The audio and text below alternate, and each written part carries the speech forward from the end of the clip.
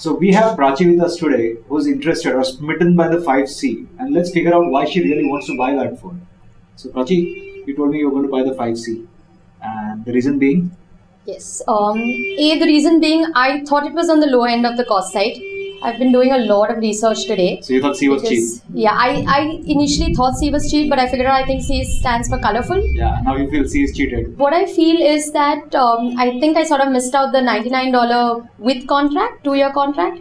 I missed that bit. So actually when it's going to release in India, it's probably of no use because in the sense of the cost effectiveness would probably be null and void because it's going to be like 36,000 you're paying.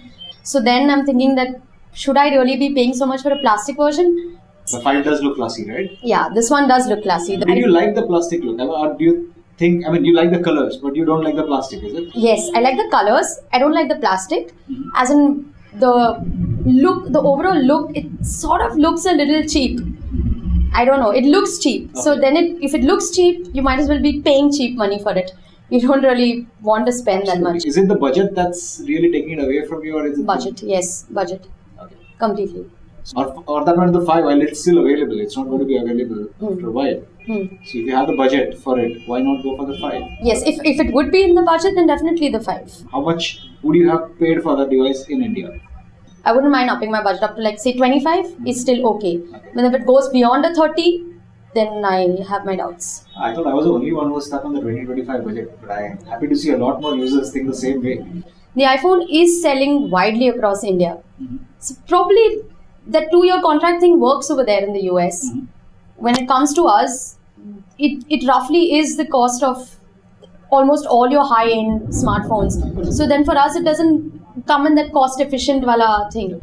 So that means coming out with yet another phone for the Asian market. I suggest. I think they just reluctantly came out with a second phone in the same launch after what? 5 generations? Yes, 5. So that's a little too much to ask for. Yeah, but maybe, I don't know. So in case you don't go for the 5C, for that price point of around 2025, what other phone do you have in mind? Then maybe the Nokia Lumia. Okay, but not an Android. I've been using a low-end Sony Ericsson phone, but still the OS is sluggish, and I think is a problem with probably all Android devices that I have at least seen friends also using, myself also. So I think Android I'm definitely not going to be using if I change my phone. So Apple's getting mocked, but it seems Google's in trouble. So thanks very much. Let's hope it comes down at 25,000 in India. Let's hope. Or of course you have a lot of other options. Yeah, sure. You can check on TechTree, 25,000 buying guides. Yeah, sure. We're always there for you. Sure. So thanks for being here. Thank you. So there we have another user who says that if she can't afford an iPhone, she would rather go for a Windows Phone 8 device, a Lumia maybe, rather than an Android device. Now Android seems to be fast losing out on popularity. Of course, they have a variety and the price card that they can always play and win users back. But this is something that Android, or rather Google and the Samsungs of the world need to take very seriously. As far as you guys are concerned, what do you think is the best OS if price was not a criteria? Are you using Android just because the phones are cheap, or do you really like that operating system? Do let us know in the comment section below.